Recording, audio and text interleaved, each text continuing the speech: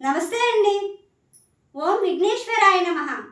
శ్రీ విశ్వవసునామ సంవత్సరం సింహరాశి వారికి శుభ ఫలితములు ఏ విధంగా ఉన్నాయో తెలుసుకుందాం.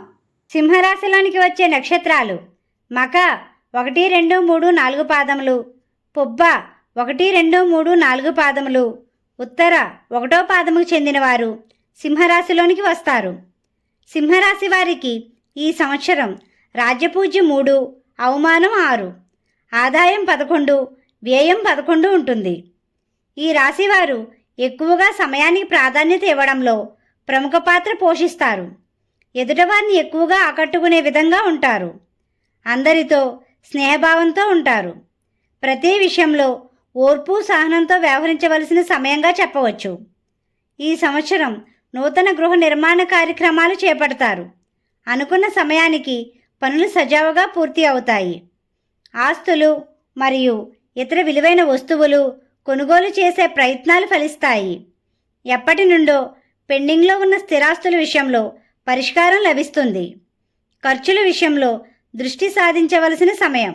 ఊహించిన ఖర్చులు చేసే సమయంగా చెప్పవచ్చు. ఆరోగ్యం విషయంలో చర్మం మరియు నరాలకు సంబంధించిన కొన్ని సమస్యలు ఎదుర్కొనే సమయంగా చెప్పవచ్చు.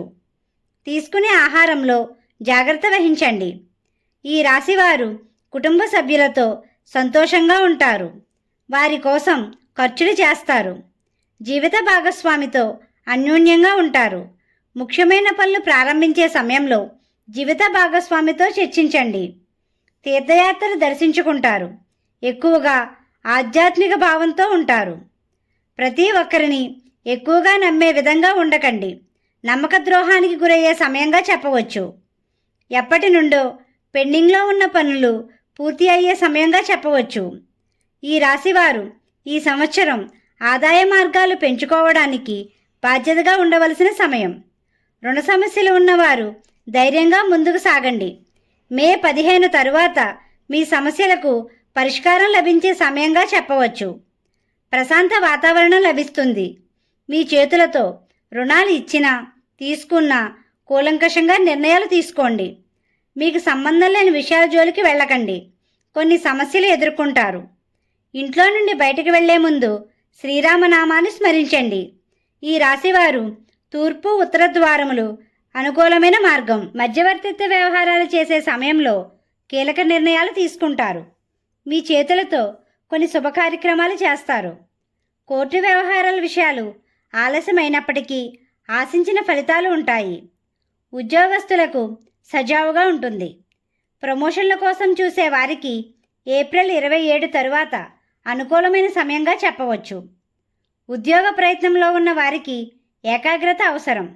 అనుకున్న ఫలితాలు సాధిస్తారు. వ్యాపార రంగంలో ఉన్నవారు లాభధ్యేయంతో ఉంటారు.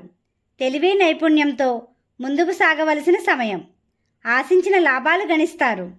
వ్యాపార ప్రదేశాలలో లక్ష్మీ గణపతి యంత్రాన్ని పెట్టండి. పెట్టుబడులు పెట్టేవారు ఏప్రిల్ 27 తరువాత అనుకూలమైన సమయంగా చెప్పవచ్చు. అయినప్పటికీ సమయానుకూలంగా వ్యవహరించండి. విద్యార్థులకు శ్రద్ధ అవసరం. మంచి వాతావరణం ఉంటుంది. ఉన్నత విద్య కోసం విదేశాలకు వెళ్ళే వారికి మే 9 తరువాత శుభదాయకం. ఎప్పటి నుండో వివాహం కోసం చూసే వారికి ఏప్రిల్ 16 తరువాత అనుకూలమైన సమయంగా చెప్పవచ్చు. వివాహేతర సంబంధాలకు దూరంగా ఉండండి. కొన్ని సమస్యలు ఎదుర్కొంటారు. స్నేహితులు మరియు బంధువులు మీ ద్వారా ప్రయోజనాలు పొందుతారు. వారి కోసం సమయాన్ని కేటాయిస్తారు. వాహన ప్రయాణాలు చేసేవారు జాగ్రత్త వహించండి. ఎలక్ట్రానిక్ వస్తువులు కొనుగోలు చేయడానికి ఆసక్తి చూపుతారు. ఈ రాశివారు శివుణ్ణి, దుర్గా అమ్మవారిని పూజించండి. మీకు మార్గమధ్యలో గోమాత కనిపిస్తే ఏదో ఒక ఆహారం పెట్టండి. తద్వారా ప్రశాంతత పొందుతారు. మా వీడియో కానీ మీకు నచ్చినట్టయితే లైక్ చేయండి, షేర్ చేయండి, కామెంట్ చేయండి. ఇలాంటి మరెన్నో వీడియోస్ కోసం మా ఛానల్ని ఇప్పుడే సబ్స్క్రైబ్ చేయండి.